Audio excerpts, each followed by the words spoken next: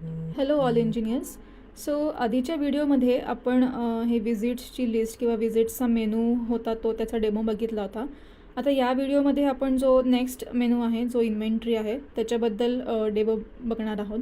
So इथे मी next जो menu आहे इन्व्हेंटरी त्याच्यावरती क्लिक करते. सो हे स्क्रीन तुम्हाला दिसून येईल. सो ह्याच्यामध्ये तीन टॅब्स आहेत तुम्हाला इथे वरती दिसत असतील. Inventory, request and return. तर बाय डिफॉल्ट तुम्ही इन्व्हेंटरी या टॅबमध्ये नॅव्हिगेट व्हाल.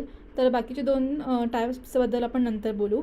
सो इन्व्हेंटरी हे काही नाही तर तुमच्याकडे जे काही प्रोडक्ट्स किंवा स्पेअर पार्ट्स जे तुम्हाला विजिटला घेऊन जावे लागतात किंवा ते जे तुम्ही तिथे यूज करता त्या प्रोडक्ट्सची लिस्ट आहे.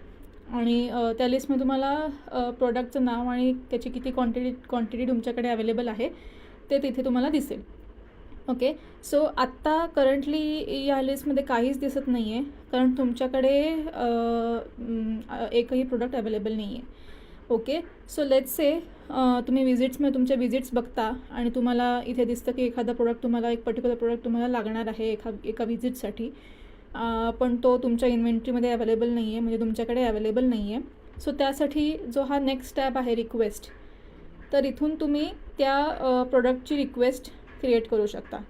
मग ती जी रिक्वेस्ट आहे ती अप्रूव्ह होते आणि मग तो प्रोडक्ट तुम्हाला असाईन केला जातो. ओके. सो आपण आता रिक्वेस्टचा फ्लो बघूया. आता मी इथे रिक्वेस्टमध्ये ऑलरेडी आलेले आहे. तर आत्ता इथे पण एकही रिक्वेस्ट दिसत नाही आहे कारण मी अजून एक पण प्रोडक्टची रिक्वेस्ट ॲड केलेली नाही आहे. मी कुठला पण प्रोडक्ट माझ्याकडे अवेलेबल नव्हता आणि मी नवीन ह्याचा रिक्वेस्ट पण ॲड केली नाही आहे. सो आता मी नवीन ॲड करायला जाते. वरती तुम्हाला हेडरमध्ये हा जो प्लसचं बटन दिसतं आहे त्याला मी जर क्लिक केलं तर इथे एक पूर्ण जी कंपनीचे जो प्रोडक्टचा स्टॉक आहे त्या स्टॉकमध्ये जे काही प्रोडक्ट्स आत्ता अवेलेबल आहेत त्या सगळ्या प्रोडक्टची इथे लिस्ट दिसते. ओके. सो यातलं तुम्ही मल्टिपल प्रोडक्ट्स पण सिलेक्ट करू शकता किंवा एक प्रोडक्ट पण सिलेक्ट करू शकता. ओके. सो आता ही लिस्ट पण खूप मोठी असणार आहे. सो त्यासाठी तुम्हाला इथे सर्च पण दिलेलं आहे. तुम्ही एखाद्या प्रोडक्टचं नाव डिरेक्टली सर्च करू शकता. ओके. सो आता इथे सपोज मला AC अडॅप्टर पाहिजे. सो मी इथे डिरेक्टली सर्च केलं AC अडॅप्टर. तर इथे लगेच खाली येऊन आलं आहे. तर हे मी सिलेक्ट करते. तर हा एक प्रोडक्ट झाला आणि अजून एक प्रोडक्ट मला पाहिजे जो सपोज दुसऱ्या विजिटसाठी आहे. तर त्याचं मी समजा टाईप केलं नाव 8x44 ब्लॅक रेझिन टँक. तर हा पण मला प्रोडक्ट पाहिजे. तर मी हा पण सिलेक्ट केला आणि आता खाली तुम्ही बघाल की याची क्वांटिटीज पण तुम्ही चेंज करू शकता. सो बाय डिफॉल्ट एक क्वांटिटी आलेली आहे. सपोज तुम्हाला AC अडॅप्टर 2 पाहिजे तर तुम्ही हे ॲड किंवा डिलीट जे काय ते तुम्ही करू शकता. आणि टँक जो आहे तो मला एकच पाहिजे. सो हे मी क्वांटिटी सेट केल्या, प्रोडक्ट पण सिलेक्ट केले आणि आता खाली जे रिक्वेस्ट टू असेट्सचं बटन आहे ते मी क्लिक करते. हे क्लिक केलं की त्याची रिक्वेस्ट माझी क्रिएट होईल. ओके. तर हे एकदा कन्फर्मेशन विचारतं की तुम्ही जे काय प्रोडक्ट्स रिक्वेस्ट केलेत त्याची नावं किंवा त्यांची क्वांटिटी जे काय आहे ते तुम्ही चेक करू शकता. आणि जर काय चुकलं असेल तर तुम्ही बॅक जाऊन कॅन्सल करून परत क्वांटिटी किंवा प्रोडक्ट एडिट करून परत रिक्वेस्ट करू शकता. सो हे तुम्ही चेक करून रिक्वेस्टच्या बटनवरती क्लिक केलं की ही रिक्वेस्ट तुम्हाला रिक्वेस्टच्या त्याच्या 2 रिक्वेस्ट आहेत, म्हणजे 2 प्रोडक्टच्या रिक्वेस्ट ज्या होत्या त्या इथे तुम्हाला दिसतील. सो प्रत्येक प्रोडक्टच्या अगेन्स्ट त्याची रिक्वेस्टेड क्वांटिटी जी काही आहे तुम्ही टाकली होती ती दिसेल 2. आणि खाली जी अप्रूव्ड क्वांटिटी आहे ती आता डॅश येते कारण अजून ही रिक्वेस्ट पेंडिंग आहे, अजून ती अप्रूव्ह झालेली नाही आहे ॲडमिन किंवा सुपर ॲडमिनकडनं. सो ती आत्ता डॅश येते, काहीच येत नाही आहे. आणि त्याच्या खाली आहे रिक्वेस्टेडची डेट, म्हणजे तुम्ही जेव्हा रिक्वेस्ट केलं त्या प्रोडक्टसाठी त्याची डेट येते आणि त्याचं स्टेटस येतं आहे पेंडिंग. सो बाय डिफॉल्ट तुम्ही जेव्हा रिक्वेस्ट क्रिएट कराल कुठली पण तर ती पेंडिंगमध्येच जाईल आणि जेव्हा ती अप्रूव्ह होईल तेव्हा अप्रूव्ह होईल आणि रिजेक्ट केली जाईल तेव्हा ती रिजेक्टेड असं स्टेटस त्याचं येईल. ओके. सो आता याच्यानंतर नेक्स्ट ॲक्शन आहे ॲडमिनची. तर मी दुसरीकडे फॉर डेमो पर्पज मी दुसरीकडे ॲडमिनने लॉग इन करून ही रिक्वेस्ट ॲक्सेप्ट करते. ओके. सो येस, ॲडमिनने अप्रूव्ह केल्यानंतर नेक्स्ट ॲक्शन असते सुपर ॲडमिनची. सो तो पण परत एकदा अप्रूव्ह किंवा रिजेक्ट करतो त्या रिक्वेस्टला. सो आता मी ॲज अ सुपर ॲडमिन जाऊन त्या रिक्वेस्टला अप्रूव्ह करते. येस, आता सुपर ॲडमिनने पण अप्रूव्ह केलं आहे. सो नेक्स्ट ॲक्शन परत ॲडमिनकडे असते की तो जाऊन आता तो ॲक्च्युअल प्रोडक्ट ते त्या सर्व्हिस इंजिनियरला असाईन करतो. सो मी परत as a admin log in करून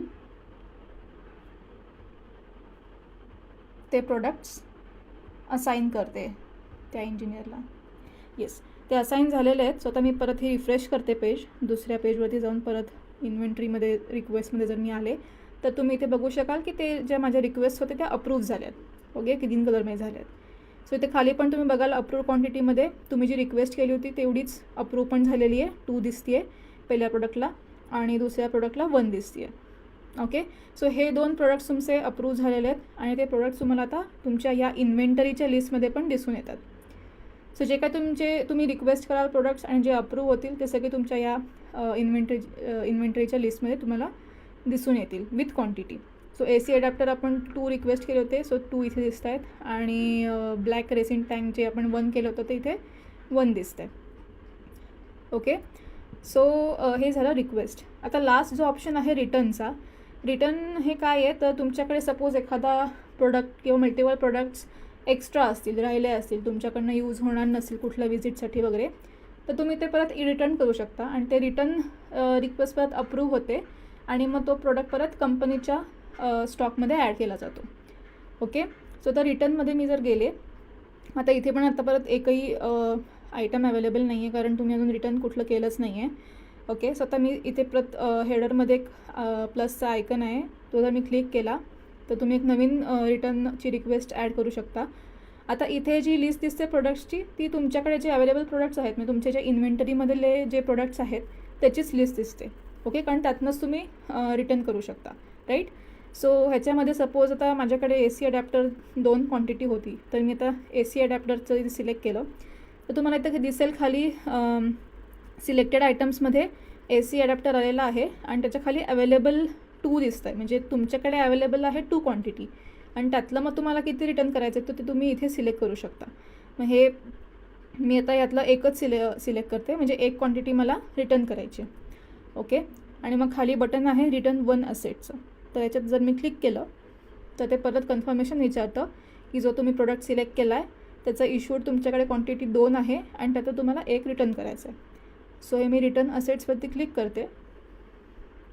सो हे रिक्वेस्ट क्रिएट झाली आहे.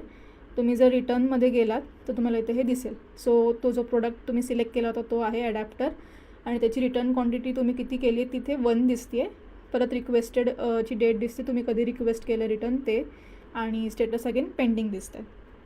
सो ही रिक्वेस्ट डिरेक्टली आता जाते सुपर ॲडमिनकडे आणि तो डिरेक्टली ते ॲक्सेप्ट किंवा रिजेक्ट करतो.